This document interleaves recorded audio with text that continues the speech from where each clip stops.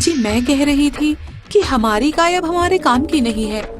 जितना हम इसे चारा पानी देते हैं उतना तो ये हमें दूध नहीं देती है। तो तुम क्या कहना चाहती हो?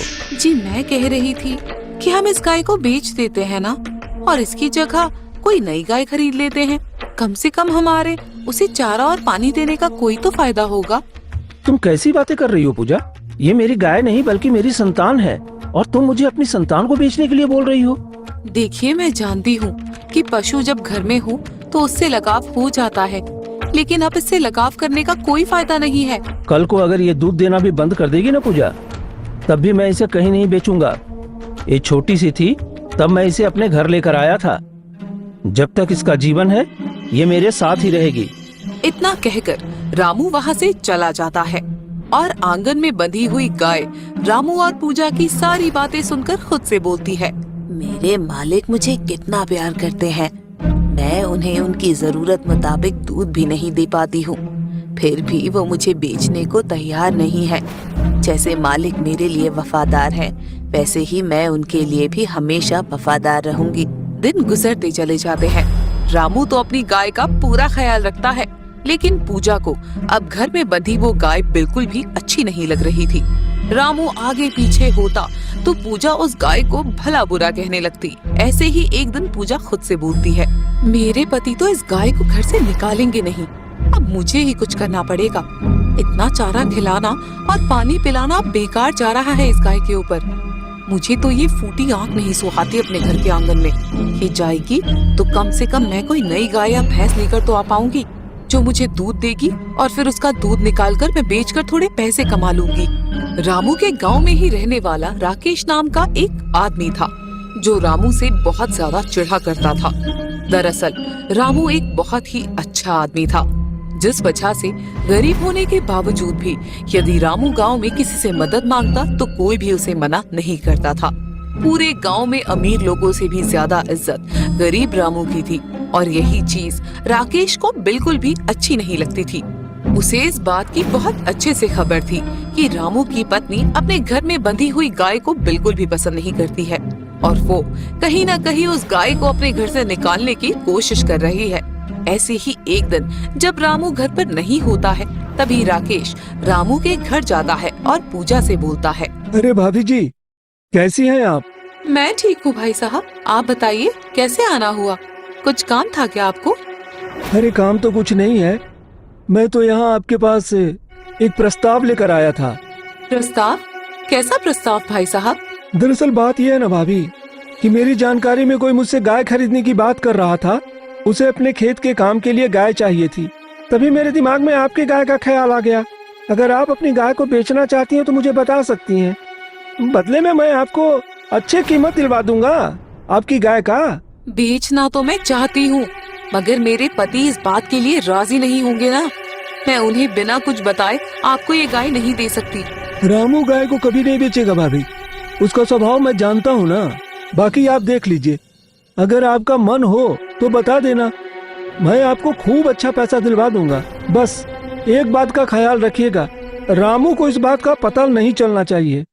राकेश वहाँ से चला जाता है, पर राकेश की बातों से अब पूजा के मन में और भी ज्यादा लालच भर जाता है, और वो जल्दी से जल्दी अपनी गाय को बेचने की ठान लेती है। बेजुबान रामू की गाय पूजा और राकेश की ये सारी बातें सुन लेती है, पर फिर भी रामू को कुछ नहीं कह पाती। एक सुबह जब रामू अपनी गाय को पानी पिला रहा होता है, तभी वो देखता है कि उसकी गाय की आंखों में आंसू बह रहे हैं। ये देखकर रामू हैरान हो जाता है और बोलता है, अरे क्या हो गया, तू रो क्यों रही है? किसी ने तुझे कुछ कह दिया क्या? अजी इसे कौन क्या कहेगा, सारा दिन तो ये आंगन में ही बंधी रहती है। तुम देख नहीं रही हो क्या पूजा? इसकी आंखों में आंसू आ रहे हैं। ओ नो, मेरी गाय को जरूर कोई तकलीफ हो रही है। आप बस बेकार ही सोच रहे हैं। अरे जानवरों की आंखों में आंसू आ जाते हैं, और वैसे भी इसे भला क्या तकलीफ होगी, इतना तो ख्याल रखते हैं आप इसका। पर फिर भी मेरा दिल नहीं मान रहा है। मेरा दिल कह रहा है ये कुछ न कुछ कहना चाहती है, पर कह नहीं पा रही है। बस बस अब बहुत हो गया, इतना भी ज्यादा प्यार मत जताओ अपनी गाय से। पूजा ये बस गाय नहीं है, संतान है मेरी, और मैं अपनी संतान की आंखों में आंसू नहीं देख सकता। मैं अभी जानवरों के चिकित्सक को बुलाकर लेकर आता हूँ। इतना कहकर रामू वहाँ से चला जाता है और गांव में स्थित जानवरों के अस्पताल पहुंचता है, जहां से वो जानवरों के चिकित्सक को अपने साथ लेकर अपने घर पहुंचता है और अपनी गाय का चेकअप करवाता है। अच्छे तरीके से जांच करने के बाद चिकित्सक रामू से बोलता है, आपकी गाय बिल्कुल ठीक है और वो बहुत ज्यादा स्वस्थ भी है।